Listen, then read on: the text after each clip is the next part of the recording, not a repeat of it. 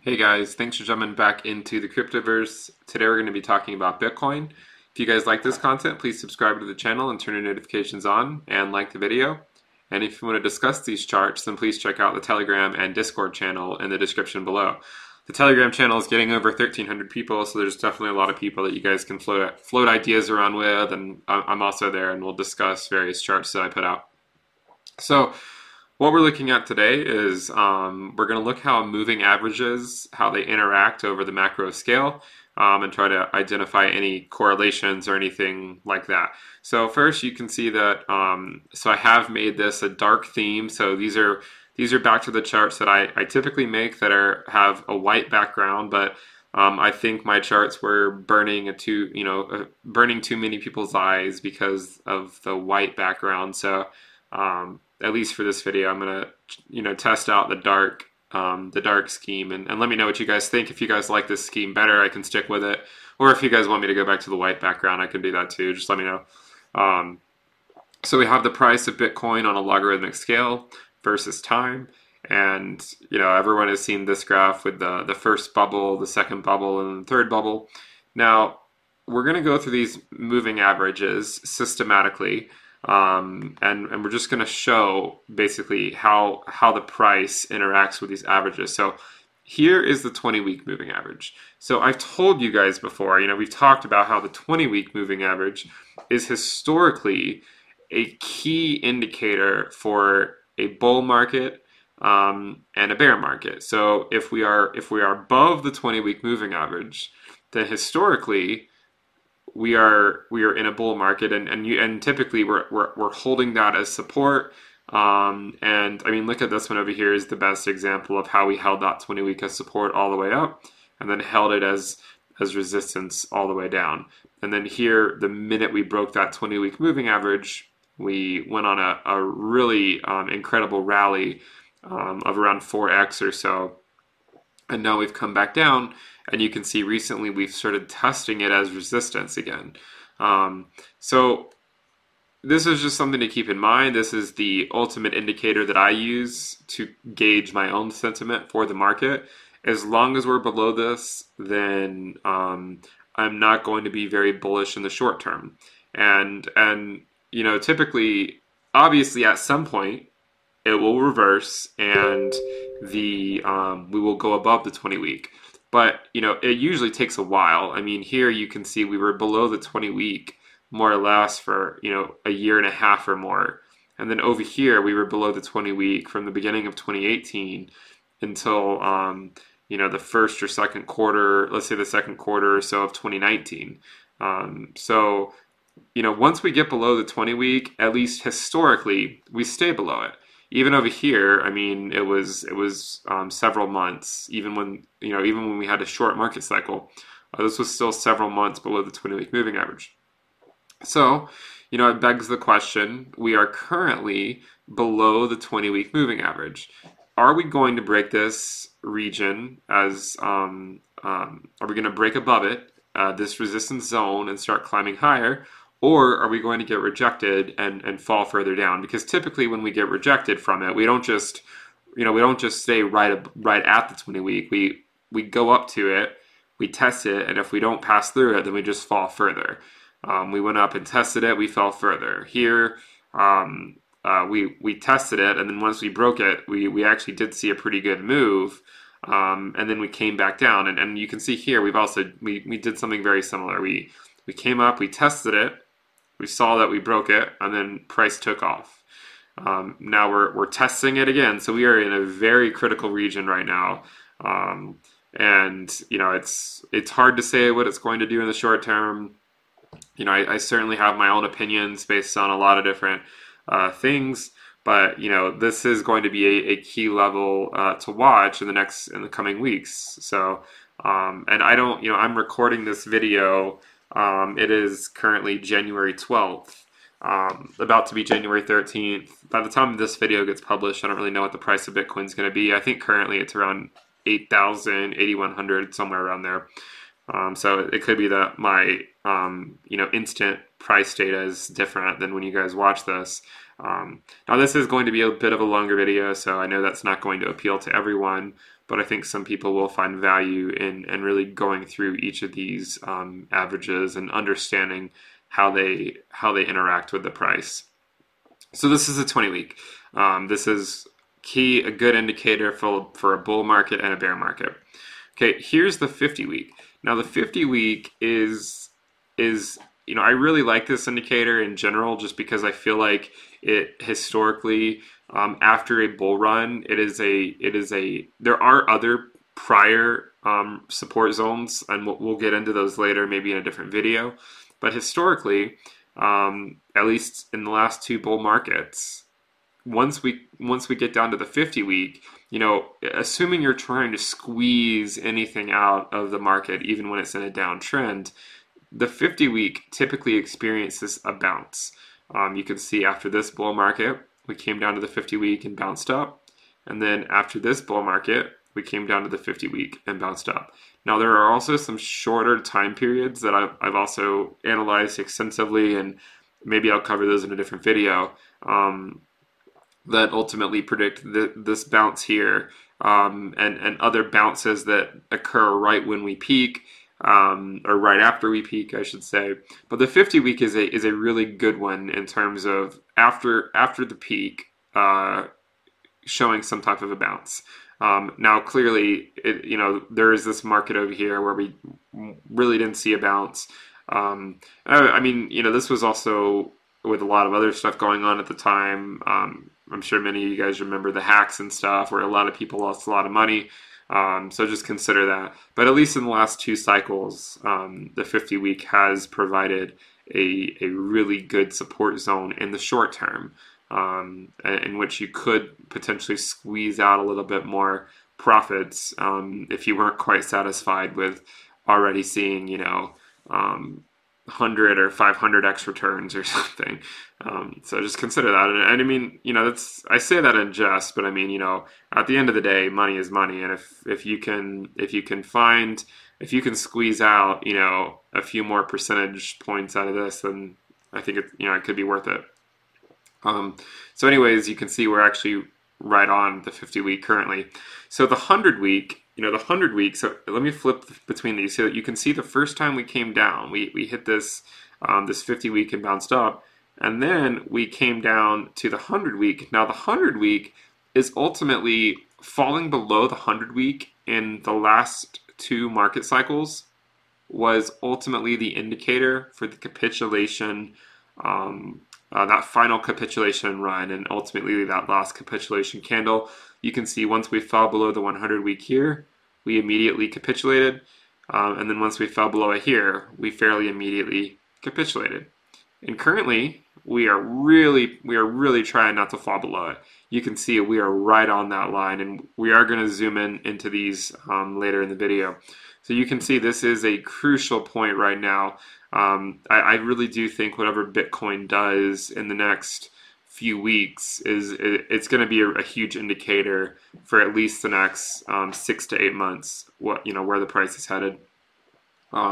So just keep that in mind. If we can get above that 20-week and start moving up and show good signs of support, then I would say the bull market it has a really good chance of being in full swing. If we get rejected by the 20-week, then further down we go, and we're gonna continue to dive into these throughout the video. So here is the one. So that's the 100-week. So I mentioned the capitulation, this capitulation, and you can see that once we got above the 100-week over here, that's ultimately what led into this huge parabolic rise, and we're basically at that same point. But the difference is we overshot by a decent amount here, this 100-week moving average, whereas over here we just kind of came up to it, held it as support, and took off. Here we came up to it, and then went pretty far above it, and now we've come back down. So we're kind of fighting some downward momentum at the same time. Here's the 150-week, and the reason the 150-week I find to be important is because it's a really good area to look at a resistance zone when we are in that final accumulation phase. That low accumulation phase of every market is typically more or less capped at that moving average, the 150 week. So you can see here we were basically between the 200 and the 100, 150 week moving averages, and right now we just bounced off of it. So this is another key area, because in the past, whenever we fall below the 150 week, anytime we have fallen below it, we also go down to the 200 week. Okay, so I'll say that again. In the past, any time that the price of Bitcoin, the 150 week moving average, has or the price has fallen below the 150 week moving average, the price then fell to the 200 week moving average. So you can see it here. We fell below the 150 week here, fell down to the 200 week moving average, and so on and so forth. I mean, you can see each one of these. If you just want to pause the video, you can see the example. I mean, here we came below the 150 week, and then obviously ultimately landed on the 200 week. So let's put all these together and look at some of these longer term trends. So here, you can see that the cycle, the pattern is somewhat repetitive here. So you can see what I was talking about between the 150 and the 200 week moving averages as being the final accumulation phase. This was it over here. Note that this phase lasted a lot longer in the last market cycle. So it begs the question, was this all we're going to get of this phase, or are we going to drop down into it? Now, if we drop down into it and you're curious where that is, the 200 week moving average is currently sitting at around $5,000, a little bit north of $5,000, and the 150 week,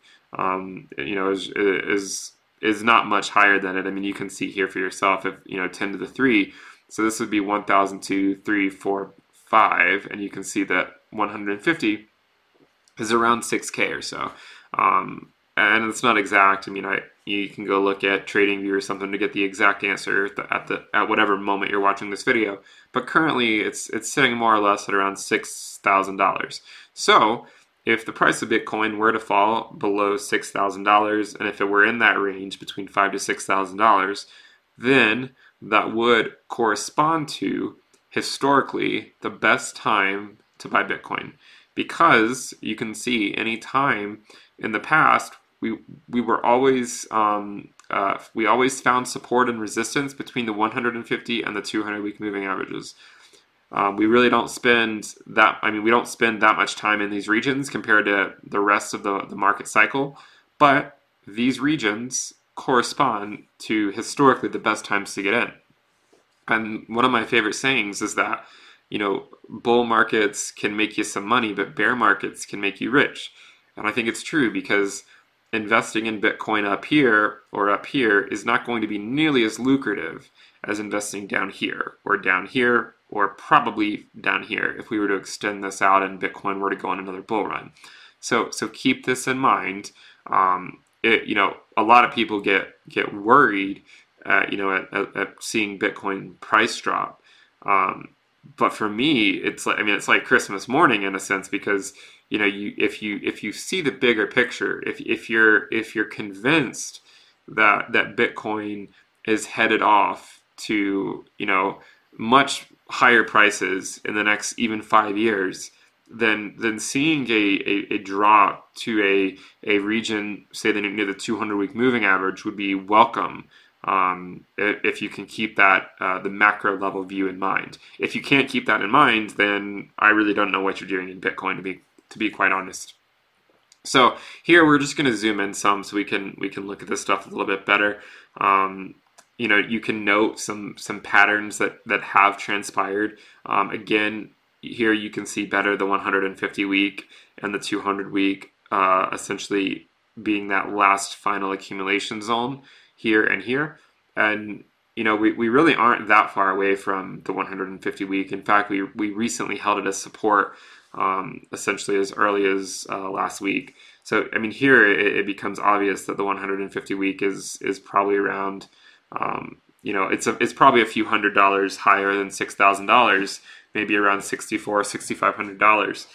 So be looking at that key area and noting that if we were to fall below it, then again, historically, when we fall below it, we then go to the 200 week. I mean, here fell below it, went to the 200 week, fell below it to the 200 week, fell below it to the 200 week. Over here again, fell below it to the 200. We even came up and held it as resistance, right back to the 200. These, these patterns they come up time and time again.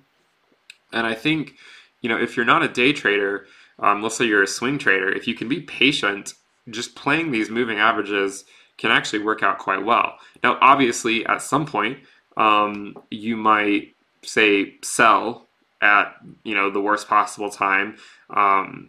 If you always say sell at this one and then buy at this one, but that's why you have to, that's why doing this is risky. You have to really be watching it closely. And I remember I was watching the price when we were at this region, and I was watching it break out. It was actually quite amazing. If any of you guys were on the exchanges and watching the liquidity just pour into the market, it was a sight to behold. So if you ever are on an exchange during a time like that, it's actually quite amazing to watch all this money just flood into the market out of nowhere, or at least seemingly nowhere. Now, how these interact, you can see again, we have this 20-week moving average as support, and then coming down to the 50-week during this, this big bounce here, it came straight up to the 20-week as resistance, and then we came down to the 50-week, further down, back to the 20, and then we basically were holding that 20-week moving average as resistance for many, many months before capitulating down to the 200-week. And now, we're currently, you can see over here, we came down to the 50-week moving average, and which is the green line, and basically also the 100-week moving average is essentially right on that line as well, because they recently did cross. And you can see that here we've come up to the 20-week, and this is not the first time we've come up to the 20-week. You can see we came up to it a few months ago as well. And it might not be the last. I mean, maybe we're going to get rejected, go further down, go down to the 200 week, and then test it again later. And if you think about it, I mean, in terms of lengthening cycles, or the possibility of lengthening cycles, if we really need to slower in a more elegant sense, in a sense, build up our momentum, maybe breaking above the 20 week right now would be premature. I don't know if we are or not. I really hope, honestly, I kind of hope we come down so that I can keep accumulating during, throughout 2020 at really reasonable prices. But, keep this in mind. Look at the 150 week. If we fall below it, then historically we go to the 200 week. Now, you can also see, various crosses here. You can see, again, here is the 20 crossing the 50. Did not bode well. Over here, the 20 crossing the 50 did not bode well either. There's more crosses. I'm not going to go into all the crosses. I think I'll save that for a different video, because I think this video is going to be long enough. But I just want everyone to get a better sense of how these moving averages interact over the long term, and to appreciate these resistance zones, and look to see how price breakouts really do occur when we confirm, say, passing through one of these regions. So here is we've really zoomed in further. Again, you can see us, we came down, hit the 50, and then hit the 100, and then the 50, and then now we are basically right in that 100-week moving average, and ultimately coming down to the 150. This short-term test of the 20-week, until we break this downtrend here, this does not really mean anything. I mean, you can see there's a fairly obvious downtrend, and where we're seeing lower highs and lower lows.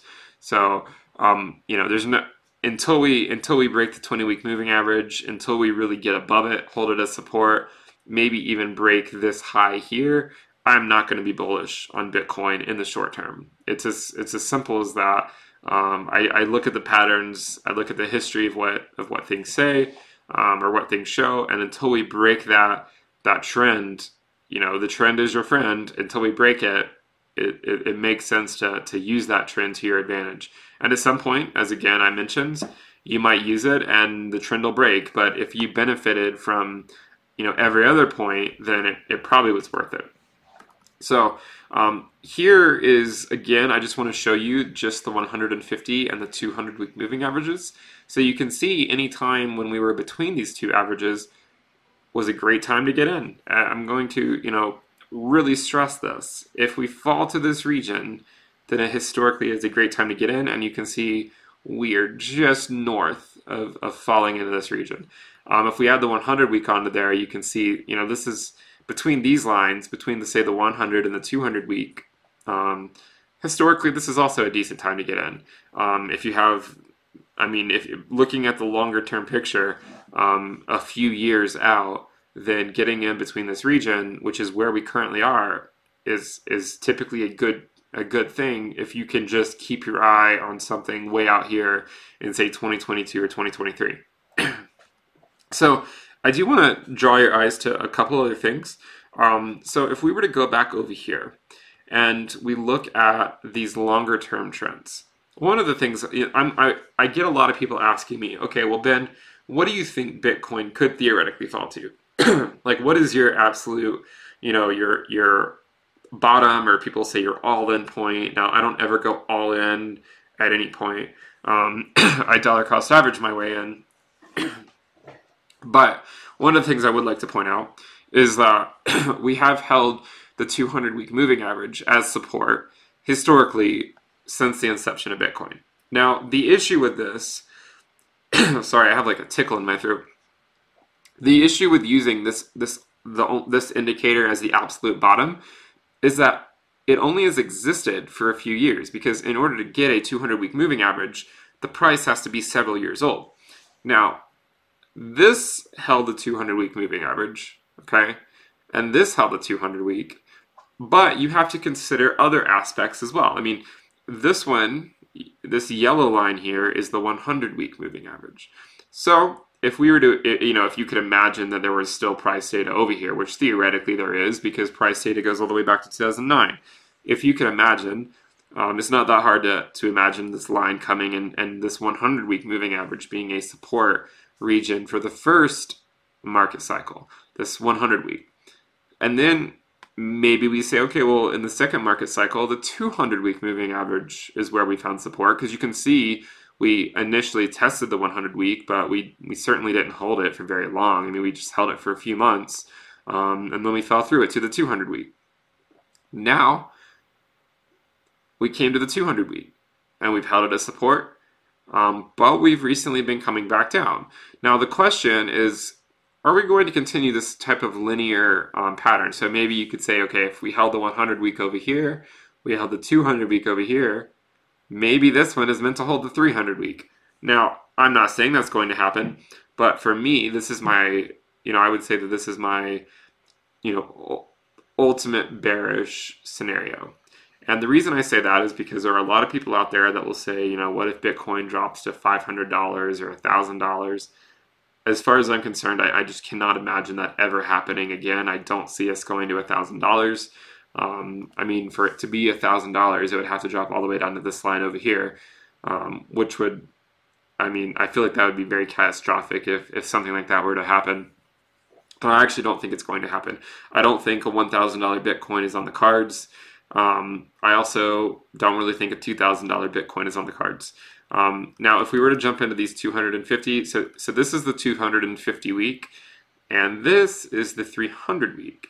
So this is my personal, this is where I cannot imagine us really breaking this trend. Now, really, if we get to the 200 week, I'll be putting a lot in. It's not financial advice. You can do what you want. If we reach the 200 week moving average, I'll definitely be dollar cost averaging my buys much heavier than I am right now. 2 or 3x times heavier, at least, than I am right now. So consider that. If we hit the 200-week moving average, I will be doing that. Now, if we were to go down to this 250-week moving average, what price would it correspond to? So, again, this is 1,000, so 2,000, 3,000, and around $4,000. So the 250-week moving average corresponds to around $4,000, and the 300-week moving average corresponds to just north of $3,000, which coincidentally is also our prior bottom, 3,100. So what I could see, the worst case scenario in my mind, the worst case scenario for 2020 would be that we, and I'm not saying I think this is going to happen. I just think this is the worst case scenario. Worst case, I think we come up to the 20 week, we hold it as resistance, come down to the 100 week, we don't hold the 100 week as support, and then we drop down to the 150. Ultimately, don't hold that as support, and because every time in the past if we drop below the 150, we go to the 200. Then we go to the 200, and the 200 is around, it's around 5,000, 5,100. Personally, I think this is going to bring in a ton of buyers, that 200-week moving average. So again, I will definitely be entering the market substantially at that point.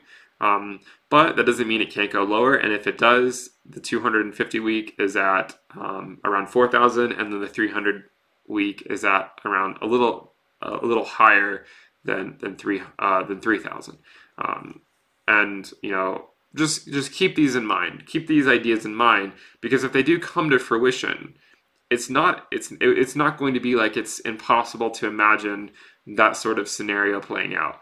It ultimately dictates. I feel like this next quarter is going to dictate a lot of the rest of the year in terms of Bitcoin price movement. Because if we drop down to the 200 week, we're going to have to spend some time, I would say, between the 150 and 200 week moving averages, which would mean spending a significant amount of time between, say, $5,000 and $6,000.